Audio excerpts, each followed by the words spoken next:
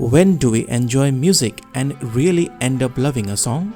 It is when the music is able to connect to our emotions. And any music that connects emotionally manifests physiologically through musical goosebumps or frissons. Yes, those sudden rush or wave of emotions we experience when listening to music. In the current times though, it seems like a lot of people have been experiencing a lack of frissons to music.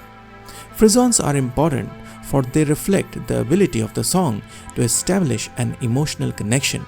A stronger emotional connection means longevity and more time for the song on the billboard, a trend that has sadly been on the decline for a majority of songs in the present time. It does not come as a surprise that songs have been noticeably shorter, averaging just over 3 minutes compared to a 4-minute runtime that was typical back in the 2000s. It seems similar to fast fashion. We have been tricked into a fast music industry that is churning out underwhelming music with a short shelf life. In this video, we explored the disappearance of frissons and its connection to record companies and human nature. The same nature that makes songs boring after repeated replays. So without further ado, let's get started. Music can generate frissons when it connects to our emotions. For the same reason, experts believe that frissons are majorly experienced in the formative stage of our lives, a time when we are going through a lot of emotional turmoil. Once we have gotten over the heartbreaks and emotional turmoil, the goosebumps to music or frissons go down. This is why, apart from teenagers and young adults, old people also get a lot of goosebumps as they are going through the delicate final stage of their life. It appears that we use music as a healing tool to navigate through these heavy emotions that tend to weigh us down. And while doing that, music connects emotionally to give us this soothing feeling. In fact, for centuries, humans have been retreating to music for healing and rejuvenation. However, this theory only lays its focus on sadness and tough emotions alone. It leaves the remaining spectrum of emotions aside. We know that apart from sadness, music can also touch the remaining spectrum of emotion and generate frissons, be it this action scene or this scene with a loud background music. I'm sure a lot of you must have experienced goosebumps listening to them, even if you are in your middle ages. This is where this theory starts to fall apart. Perhaps the emotional connection that leads to frissons is not dependent on emotional vulnerability alone. It goes beyond onto something that is far more important, something that we humans are already seeking, and that is novelty.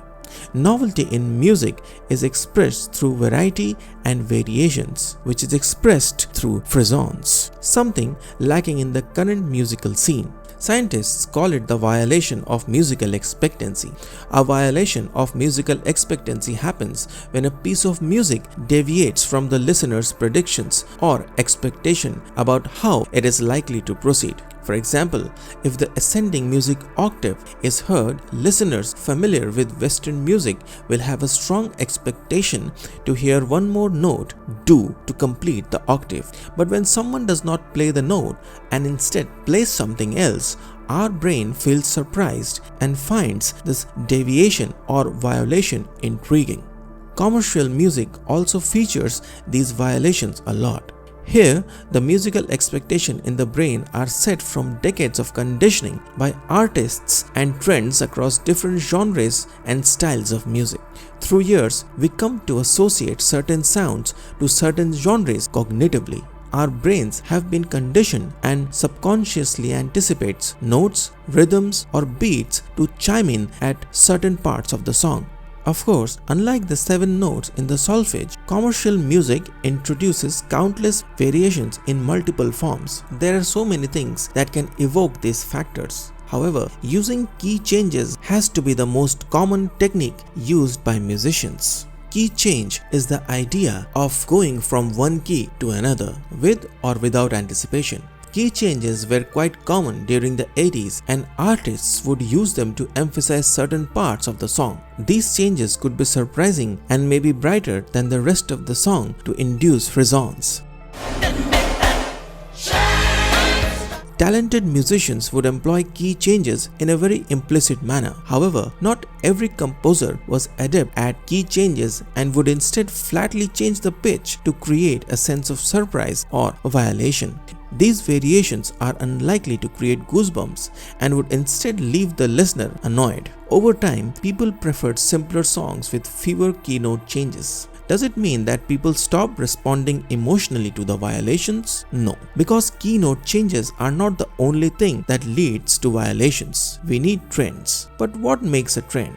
A trend is a novel set of sounds that work together to create an amazing experience, emotional connection, and generate frissons. For example, the rise of hip-hop and bands like Linkin Park made us experience the novel interplay of lyrical genius and music. The core reason such music could generate frissons was their novel offering that was unlike anything we heard before. Looks like there are two layers that evoke emotional connection or frissons. First, a novel set of sound, and then the meticulous violation at the minute level. The former is more like the identity, while the latter is more of the mechanics of the music. Both have to work hand in hand to generate emotional reaction and frissons. Problem is, novel sounds and ideas do not happen every day. Once we have something that sounds different from the preceding trends, it is usually replicated. Even if the artists disagree and want to preserve their individual style, record companies often end up producing similar iterations of the trendsetter song or the novel style. Though it is an intellectual reasoning, it has allowed record companies to maximize their earnings from trends. On the downside though, it has led to boring music because too many iterations of the original style make it lose its simplicity and appeal over time. Record companies have always been at it to churn out hits, create another clone that is anchored in the cloud of the trendsetter. However, there was one thing that prevented them from doing this process at scale, and that is technology. But not anymore. This brings us to the second point on why frissons might be on the decline these days. Today, producing music isn't hard, but what is even easier is to predict if a song will be commercial hit or not. It is not a secret anymore that record companies systematically analyze music and lyrics using algorithms and only approve the ones with a high probability of becoming a hit. It is an intellectual and reasonable argument. However, over the decade, it has led us to a place where all the music we listen to has become homogenized. There is just more music than ever, most of which just come and go, and only few of them become viral hits. Before, in the absence of such algorithms, record companies were compelled to invest and take risks with newer music. They hoped to create trends that could make them money, while we got great music in return. Today, on the other hand, record companies are happy approving anything that has a higher chance of becoming a hit.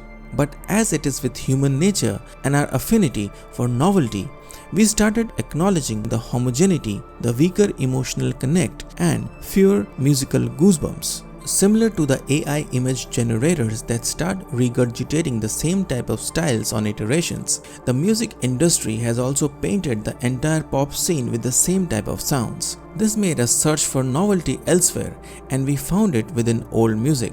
You may be startled to learn, but more than 70% of the music being streamed in the United States is now old music. And the reason is simple. We want music that connects emotionally. We need a new trend.